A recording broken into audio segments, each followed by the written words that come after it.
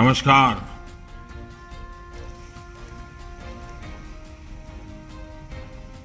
गुजरात के मुख्यमंत्री श्री भूपेंद्र पटेल श्रीमद राजचंद्र जी के विचारों को साकार करने के लिए अहर्निश प्रयत्नरत श्रीमान राकेश जी, संसद में मेरे सहयोगी श्री सीआर पाटिल जी, गुजरात के मंत्रीगण, इस पुण्य कार्यक्रम में उपस्थित सभी महानुभाव, देवी और सज्जनों, हमारे यहां शास्त्रों में कहा गया है कि स जीवति गुणा यस्य, स जीवति गुणा यस्य धर्मो यस्य जीवति, यानी कि जिसके गुणधर्म, जिसके कर्तव्य जीवित रहते हैं वो जीवित रहता है, अमर रहता है। जिसके कर्म अमर होते हैं उनकी ऊर्जा और प्रेरणा पीढ़ियों तक समाज की सेवा करती रहती है। श्रीमद राजचंद्र मिशन धर्मपुर का आज का ये कार्यक्रम इसी शाश्वत भावना का प्रतीक है। आज मल्टी स्पेशलिटी अस्पताल का लोकार्पण हुआ है तो एनिमल हॉस्पिटल का शिलान्यास किया गया है। इसके साथ साथ महिलाओं के लिए सेंटर फॉर एक्सेलेंसीज का निर्माण कार्य भी आज से शुरू हुआ है। इससे गुजरात के ग्रामीणों, गरीबों, आदिवासियों, विशेष रूप से दक्षिण गुजरात के साथियों को, हमारी माताओं बहनों को बहुत लाभ होगा। इन आधुनिक सुविधाओं के लिए मैं राकेश जी को, इस पूरे मिशन को, आपके सभी भक्तजनों को, सेवाव्रतियों को जितना धन्यवाद करूं उतना कम है, जितना अभिनंदन करूं उतना कम है।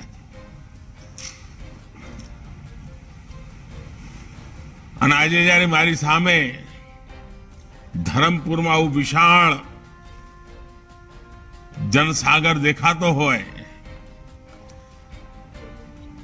મને મનમાં હતું કે આજે મને રાકેશજીના ઘણા બધી વાતો સાંભળવા મળશે, પણ એમણે બહુ ટૂંકમાં પતાવી દીધું અને એમણે રણછોડદાસ મોદીજીને યાદ કર્યા।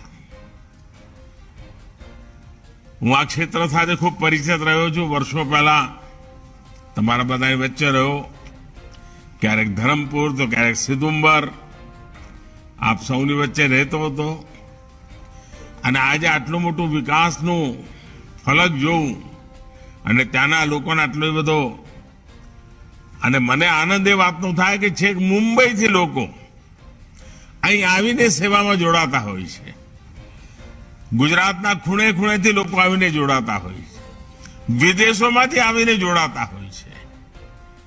એટલે શ્રીમદ રાજચંદ્રજીએ એક મૂક સેવકની જેમ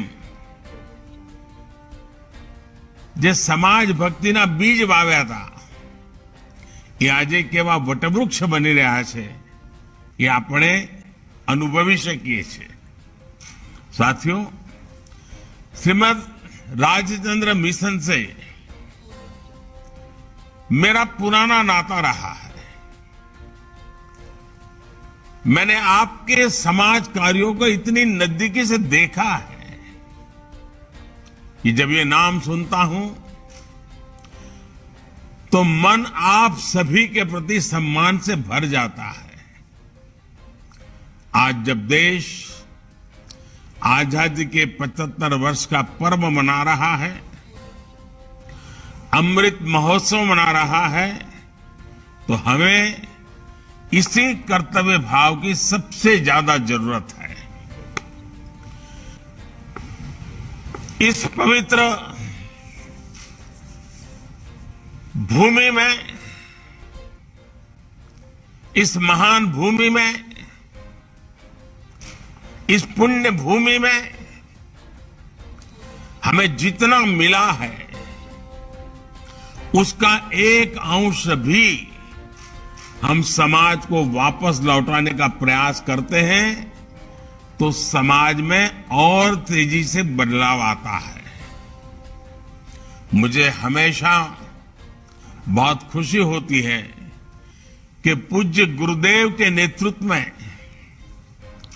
श्रीमद राजचंद्र मिशन गुजरात में ग्रामीण आरोग्य के क्षेत्र में प्रशंसनीय कार्य कर रहा है। गरीब की सेवा की ये प्रतिबद्धता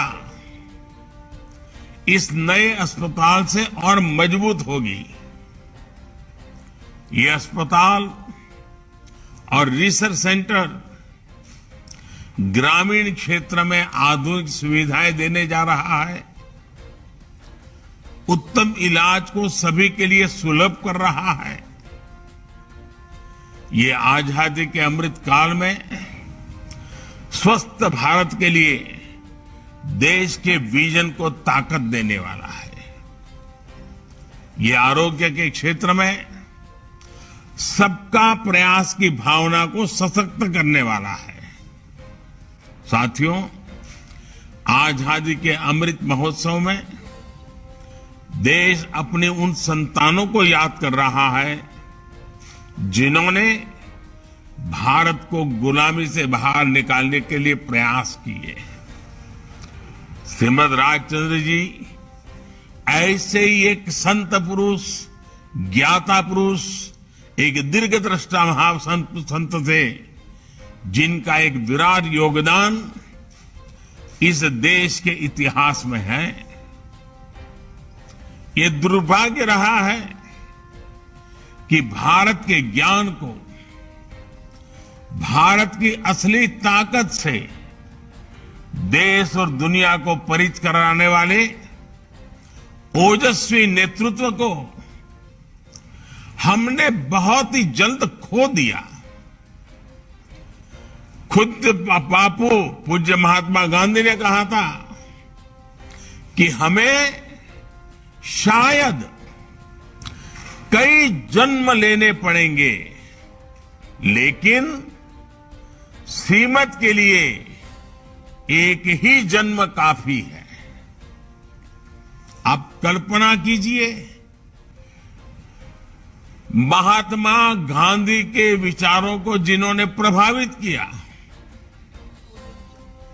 जिस महात्मा गांधी को आज हम दुनिया में पथ प्रदर्शक रूप में देखते हैं, जिन महात्मा गांधी के विचारों के प्रकाश में एक दुनिया एक नए जीवन को तलाशती रहती है, वही पूज्य बापू अपनी आध्यात्मिक चेतना के लिए श्रीमद राजचंद्र जी से प्रेरणा पाते थे।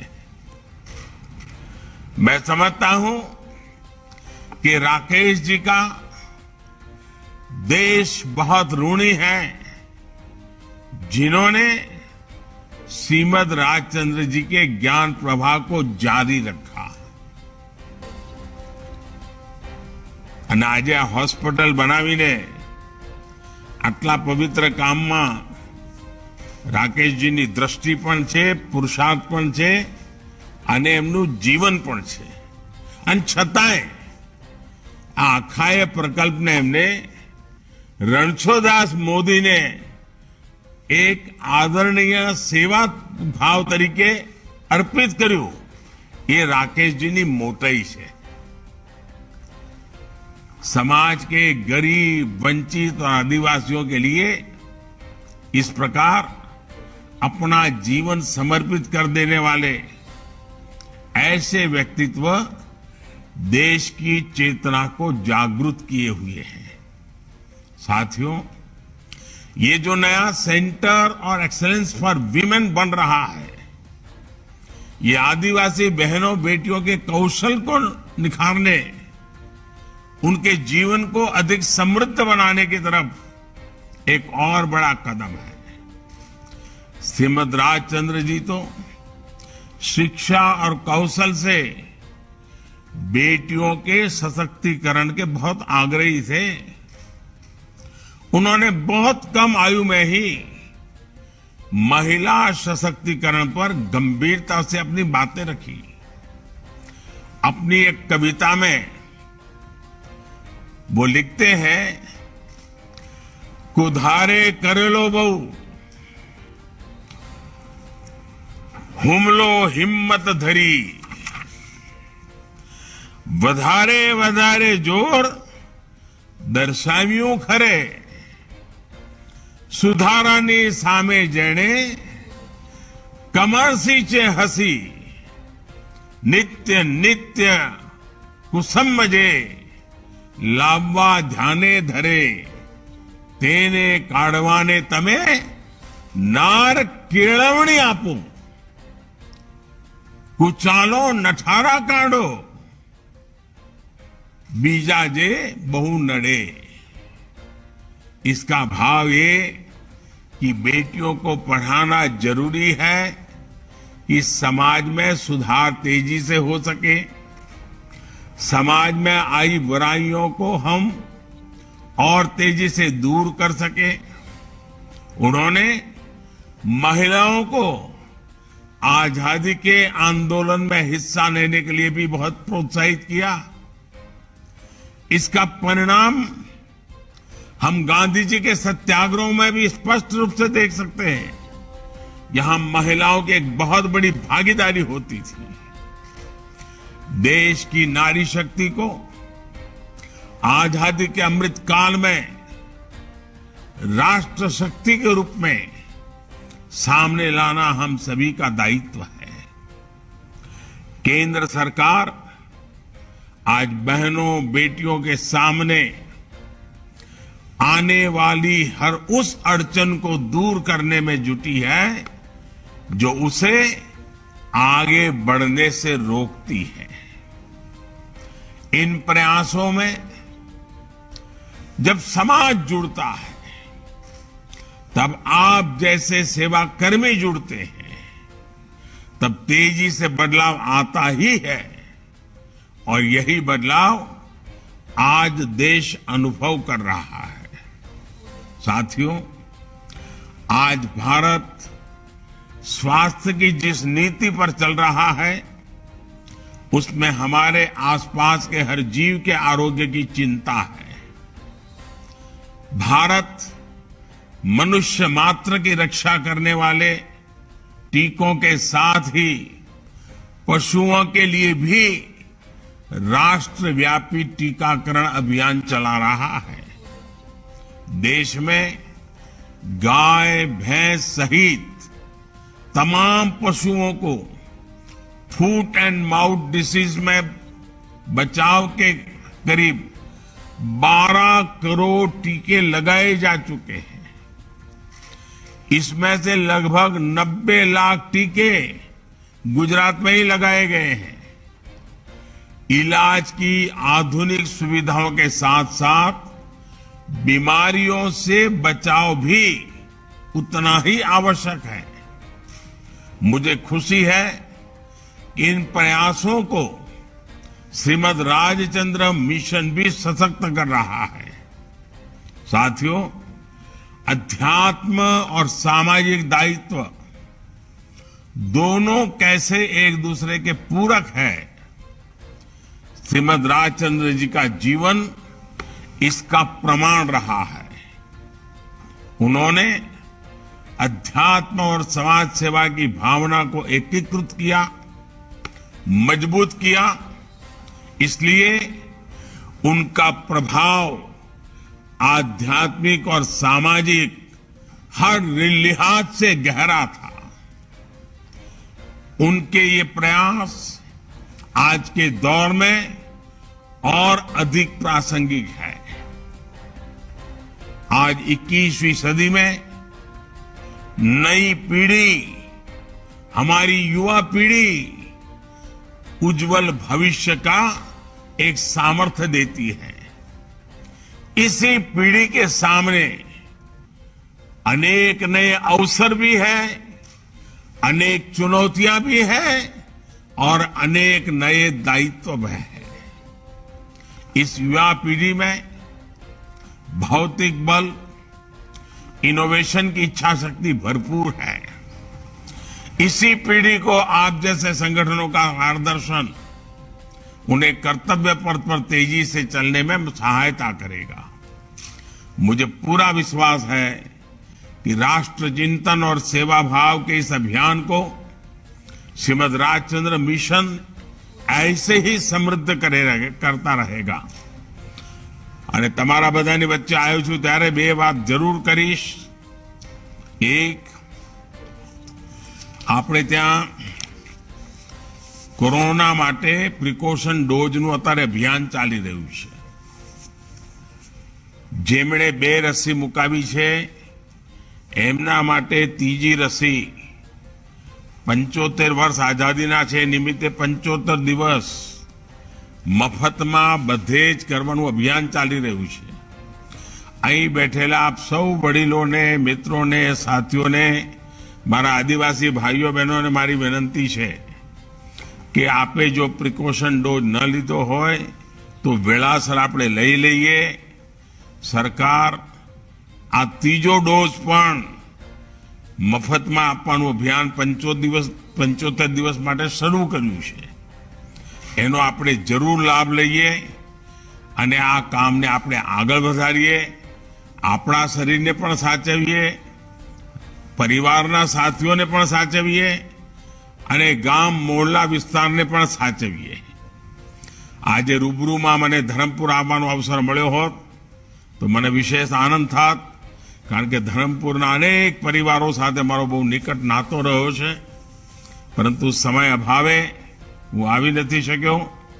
વિડીયો કોન્ફરન્સથી આવીને તમારી સાથે વાત કરી રહ્યો છું। હું રાકેશજીનો પણ ખૂબ આભારી છું કે એમણે વિડીયો કોન્ફરન્સ માટે પણ આ કાર્યક્રમની સુવિધા કરી। પરંતુ જ્યારે પણ એ બાજુ આવવાનું થશે મને ખૂબ આનંદ થશે આ હોસ્પિટલ જોવાનો, આપના સેવા કાર્યોને જોવાનો। બહુ વર્ષો પહેલા આવ્યો તો, વચ્ચે ઘણો ઘણો વિલંબ ગયો છે, સમય ગયો છે। ફરી આવીશ ત્યારે જરૂર મળીશ અને આપ સૌના ઉત્તમ સ્વાસ્થ્ય માટે કામના કરું છું। અને આપે જે સેન્ટર ફોર એક્સલન્સી બનાવ્યા છે એની સુવાસ દિવસ રાત વધતી જાય, દેશ અને દુનિયાના ખૂણે ખૂણે પહોંચતી જાય। એ જ મારી ખૂબ ખૂબ શુભકામનાઓ। ખૂબ ખૂબ ધન્યવાદ।